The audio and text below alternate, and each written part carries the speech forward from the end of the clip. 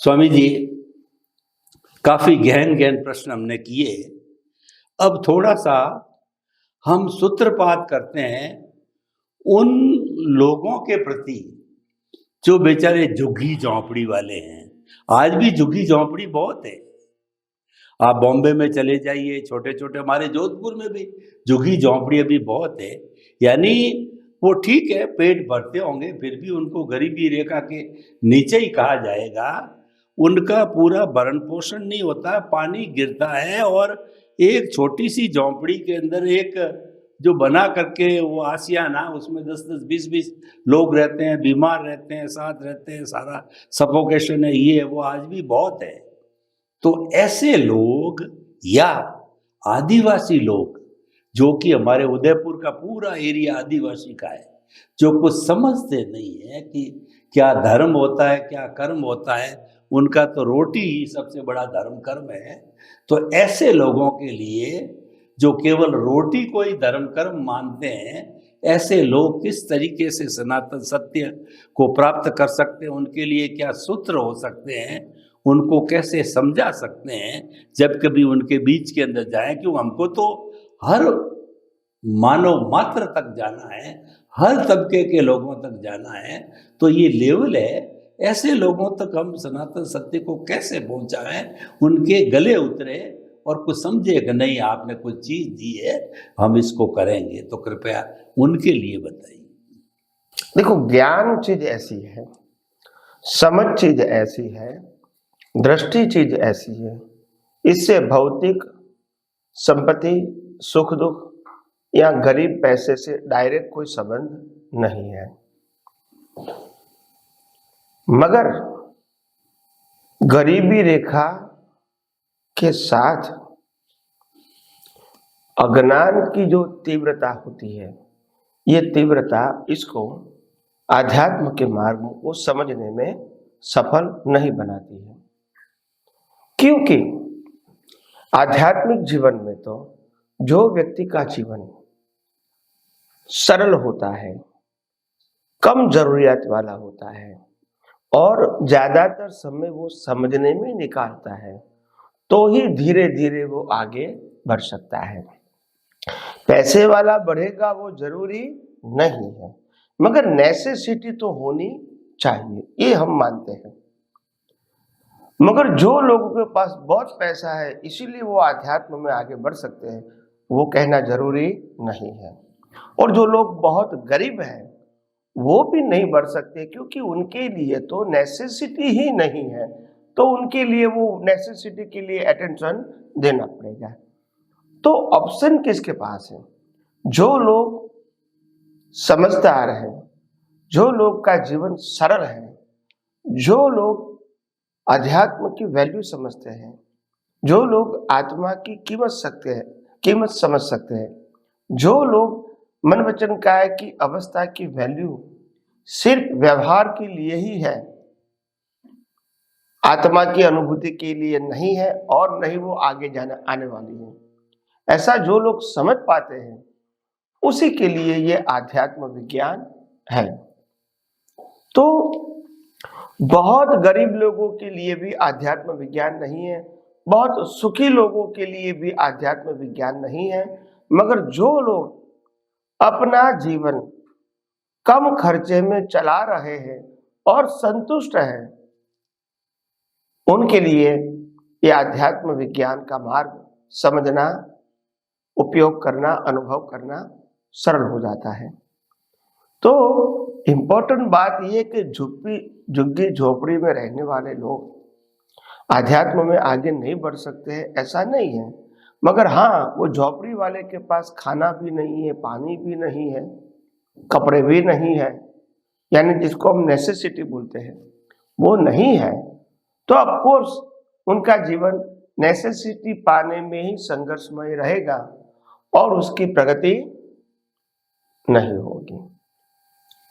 तो इसीलिए हम मानते हैं कि जो लोगों को आध्यात्म के मार्ग में आगे बढ़ना है, उनका जीवन पहले इतना तो पुण्य होना चाहिए, इतनी सुविधा होनी चाहिए ताकि वो अपना नेसेसिटी वाला जीवन आसानी से बिता सके। तो और दूसरी बात, इनको मुक्ति के मार्ग में, आत्मा की अनुभूति में रस होना चाहिए। तो हो सकता है एक दो अवतार में भी उसको ऐसे मुक्त अनुभवी पुरुष मिलते हैं और उनके माध्यम से उनको मुक्ति का रास्ता भी मिल जाता है। तो इसीलिए हम मानते हैं कि मुक्ति के मार्ग में आगे बढ़ने के लिए हमारे पास आत्मा की अनुभूति का वैल्यू भी होना चाहिए, आत्मा की वैल्यू भी होनी चाहिए और जीवन काफी सरल सहज होना चाहिए। अगर ये दो बातें हैं तो हम मुक्ति के मार्ग में आगे बढ़ने के लिए पात्र हैं और फिर हमको अनुभवी मिलता है तो फिर हमको उस मार्ग में आगे चलने में कोई बाह्य चीज बाधा नहीं डाल सकती है। तो इसीलिए मुक्ति ऐसे नहीं मिलती है। जहां तक दृष्टि देने वाला नहीं मिलेगा, दृष्टि देने वाला हमेशा लाइव होना चाहिए। दृष्टि कोई किताबों में नहीं होती है, किताबों में नॉलेज एंड इंफॉर्मेशन होता है और आज के पढ़े लिखे लोग ज्यादातर शब्दों की माया जाल में फंस जाते हैं।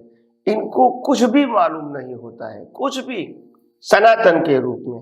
एक भाई ने कहा था कि भी मैंने आगम पढ़ा और आगम में बहुत गहरी गहरी बातें लिखी है और मैं समझता हूँ वो ज्ञानों का भंडार है। ऐसा एक जैन आचार्य भगवंत ने बताया था बहुत साल पहले। मैंने कहा वो ज्ञान ज्ञान नहीं है, ज्ञान ये है कि मैं ब्रह्मांड के रहस्यों को खुला देख सकता हूँ, ये ज्ञान है। शब्दों का ज्ञान को ज्ञान नहीं कहते हैं, वो तो नॉलेज कहते हैं। आपने कोई भी अच्छी नॉलेज किताब 10 बार पढ़ ली, आप किसी को बता सकते हैं, ये कोई ज्ञान थोड़ी है। ज्ञान अनुभूति है, ज्ञान सेपरेशन है, ज्ञान अनुभव की दृष्टि है। तो ये परिपक्व दृष्टि तब मिलेगी जब आपको अनुभवी पुरुष रास्ता बताएंगे, उस रास्ते पर आप प्रयोग के रूप में आगे बढ़ोगे, नॉलेज के रूप में। मगर आजकल लोगों को नॉलेज में इतना इंटरेस्ट होता है कि प्रैक्टिकल लाइफ में आगे बढ़ते ही नहीं है, तो फिर अनुभव कैसे होगा? महापुरुषों अपने छद्मस्त काल में, केवल ज्ञान से पहले के अवतार में, वो ज्यादा से ज्यादातर रिसर्च करके रियलाइज करते हैं, संशोधन करते हैं इंटरनल, तभी ये सेपरेशन फील होता है। शब्दों के संग्रह से सेपरेशन फील नहीं होता है, कंफ्यूजन ही खड़ा होगा। क्योंकि आप जिस व्यक्ति को शब्द के रूप में समझना चाहते हैं वो शब्द की परिभाषा सबकी अलग अलग है और आपको सॉल्यूशन मिलेगा ये पॉसिबल नहीं है। इसीलिए जब अनुभवी पुरुष जब सिद्धांत की बात करते हैं और उनके सिद्धांत में कभी ड्युअलिटी नहीं होती है, द्वंद्व नहीं होता है, और उत्तर देते समय वो कभी भी कितने सालों के बाद भी सिद्धांत में परिवर्तन नहीं करते, तभी आपको मालूम होता है कि सिद्धांत किसको कहते हैं। नहीं तो आपको सिद्धांत मालूम ही नहीं होगा। मगर रिलेटिव सत्य की बात अट्रैक्टिव जरूर होती है, प्रभावित जरूर करती है, मगर रिलेटिव बात से सॉल्यूशन नहीं है। और इसीलिए आज जो लोग फंसे हैं साधु और संत और सन्यासियों के प्रवचन में, वो रिलेटिव सत्य की प्रभावित बातों से फंसे हुए हैं। उनकी शब्दों की बात बहुत अच्छी लगती है उनको, प्रैक्टिकल में क्या है कुछ नहीं है, उपयोग कैसे करना है नहीं मालूम, उपयोग करने वाला कौन है नहीं मालूम, अनुभूति किसको होगी नहीं मालूम। ऐसे व्यक्तियों का प्रवचन सुन के हम क्या पाना चाहते? कहने वाले को भी अनुभव नहीं है। तो आपको जिसको अनुभव नहीं है उनकी बात अट्रैक्टिव होते हुए भी क्या आपको अनुभव के मार्ग में ले जा सकती है? नहीं ले जा सकती है। अगर उनकी बात अट्रैक्टिव होती तो खुद को ही अनुभव होता है, मगर ये पॉसिबल नहीं है।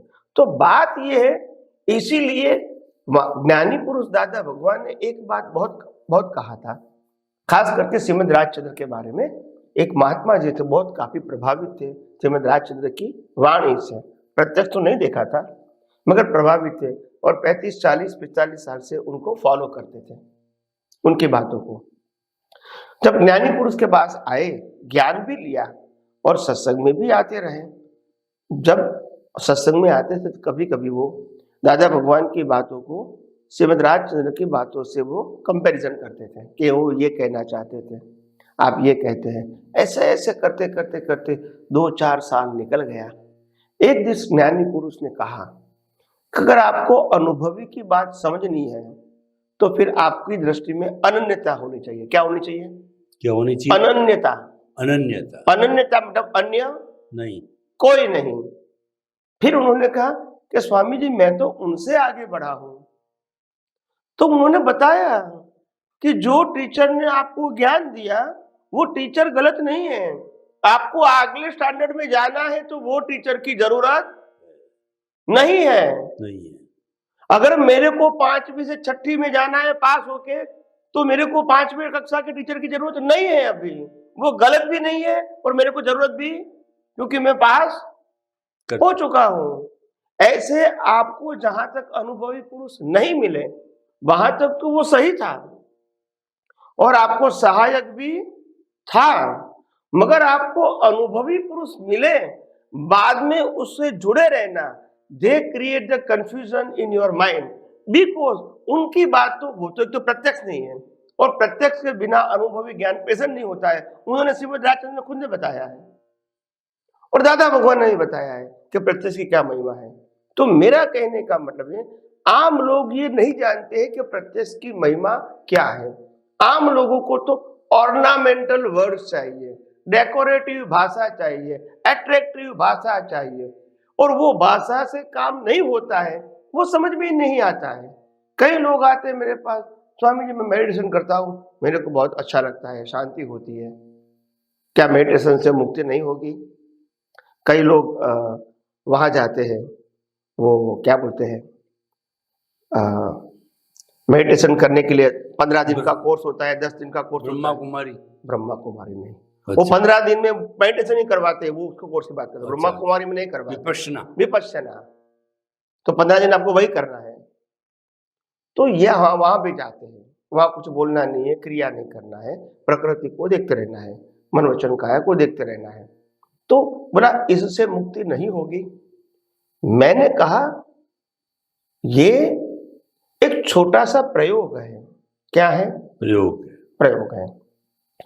ये प्रयोग आपको ज्ञान नहीं देता, मार्ग नहीं देता है, दिशा नहीं देता है। आपका जो संयोग है वो संयोग मेडिटेशन में थोड़े समय के लिए आप इसको जब देखते जानते हो, मगर जब इससे अलग नहीं रह सकते हैं तो वो कोई सॉल्यूशन नहीं है।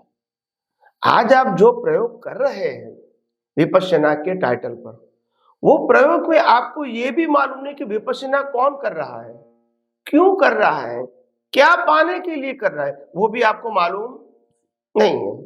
आपको बताया जाए कि मन वचन काया से जोर हो रहा है, इसको देखते जाओ, मगर ये नहीं बताते कि देखने वाला कौन है। और अगर देखने वाला आत्मा है तो वो गलत आंसर है, और देखने वाला नहीं है तो फिर मार्ग ही नहीं है। जब पुरुषार्थ करने वाला ही टाइटल नहीं है तो पुरुषार्थ किसको कहेंगे कि इसने पुरुषार्थ किया है? तो ये सब मिसिंग लिंक होने के नाते अनुभवी पुरुष के बिना कोई उपाय नहीं है, और अगर अनुभवी पुरुष मिले तो अनन्य के बिना प्रगति नहीं है। क्या बताया? अनन्य।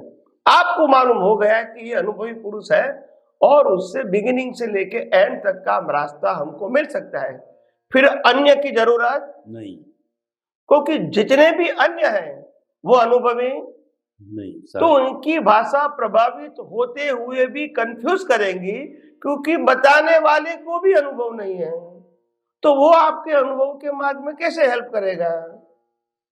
समझ में आया? मगर ये बातें आम लोगों को अल्पमति से समझ में नहीं आता है, और इसीलिए हर समय कंफ्यूज रहते हैं। इनको ये भी मालूम नहीं होता है कि उनकी भाषा और अनुभवी की भाषा में क्या अंतर है वो नहीं समझ में आता है, क्योंकि बिन अनुभवी की भाषा हमेशा अट्रैक्टिव होती है, उनके वर्ड ऑर्नामेंटल होते हैं, क्योंकि वो लोगों को प्रभावित करना चाहते हैं, उनका एंगल ही यही है। अनुभवी पुरुष का एंगल क्या होता है? एज इट इज बताना। क्या बताया? एज इट इज, कोई ज्यादा कम बोलने की जरूरत नहीं है। जो तुम्हारा नहीं है वो नहीं है, और जो तुम्हारा है वो है। तो जो नहीं है वो तुम्हारा होने वाला नहीं, और तुम्हारा है वो नहीं मानोगे तो भी तुम्हारे साथ रहेगा। ये क्लियर हो गया। फिर ये हो भी सकता है, नहीं भी हो सकता है, ऐसी कंफ्यूजन वाली बातें उनके पास नहीं होती है। तो इसीलिए अनुभवी पुरुष लाइन ऑफ डिमार्केशन बना देते हैं कि ये रिलेटिव सत्य है, ये सनातन सत्य है। सनातन सत्य तुम हो और रिलेटिव सत्य कुदरत का था, है और रहेगा। आपको अभी सिर्फ अनुभव करना है कि मेरे अलावा जो कुछ भी हो रहा है, दिख रहा है, ये कुदरत का है और कुदरत के पास रहेगा।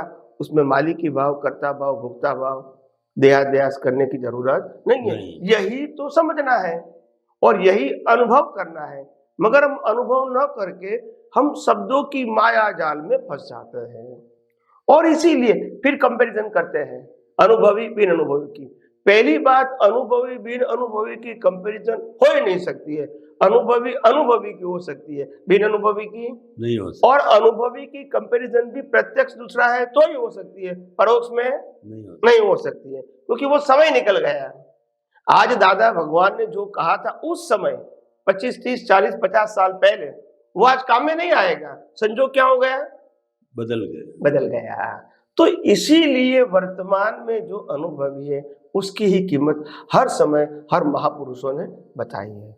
नहीं तो नहीं कहेंगे रामकृष्ण महावीर को फॉलो करो, कौन मना करता है? उनके भी तो शास्त्र है, मगर प्रत्यक्ष नहीं है ना। तो इसीलिए महापुरुष की बातों को मैंने कहा ना, माइक्रो समझने में बहुत समय लगता है। शब्दों से स्थूल भाषा में समझना तो आसान है बुद्धि से, मगर उनका मर्म समझने में बहुत समय भी लगता है, अवतार भी जाते हैं। और इसीलिए ज्ञानी पुरुष जो कहते थे दादा भगवान कि काम निकाल दो, मतलब कम से कम ये अवतार में ये विज्ञान चौगरदम से समझ लो, पतली गली से निकल जाओ, बस समझ लो। नहीं समझोगे तो आगे आपको समझाने वाला मिलेगा कि नहीं, वो कोई फिक्स बात नहीं है। तो इसीलिए ज्ञानी पुरुष स्पष्ट कहते हैं, जहां तक मैं जिंदा हूं चौगरदम से विज्ञान समझ लो, मगर लोगों को काम निकाल दो इसका मतलब भी समझ में प्रत्यक्ष होते हुए भी नहीं आया। और काम निकाल दो का मतलब उनके पास से हाजिर रहो, ये हो गया। तो ये करेक्ट नहीं है। आपकी दृष्टि को परफेक्ट कर लो, परिपक्व कर लो, आप साइंटिफिक कर लो, ये उनका कहने का मतलब था। तो आपकी हाजिरी वो इंपॉर्टेंट नहीं है, आपकी दृष्टि इंपॉर्टेंट है। तो इसीलिए ज्ञानी पुरुष को समझने के लिए भी हमारे पास मैच्योरिटी चाहिए, बिना मैच्योरिटी समझ में नहीं आएगा। तो मेरा कहने का मतलब यह है, आध्यात्मिक जगत में आगे बढ़ने के लिए बहुत सारी बातें हमको जागृति में रखनी चाहिए, तभी हमारी प्रगति का और पुरुषार्थ का मार्ग चालू रहेगा। धन्यवाद। स्वामी जी, आपका बहुत बहुत धन्यवाद।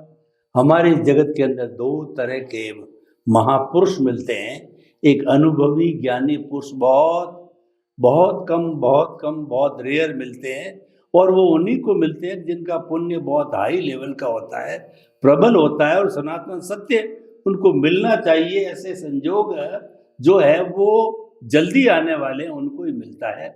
और एक जो होते हैं, हमको पुण्य पाप का जो दायरा है, जो कि कहना चाहिए जो क्रमिक मार्ग है, वो तो शुरू से चला आ रहा है, जो सांप्रदायिक है, धार्मिक है, वो तो हर वक्त मिलता है। तो इस तरीके से जो ये दो धाराओं में से हमको जो है हमारा जो लेवल होना चाहिए, यानी कि जो है वो अनुभवी को सुनने के लिए हमारी वैसी योग्यता, हमारा वैसा पुण्य होना चाहिए, तभी उनकी दृष्टि हमको मिलेगी।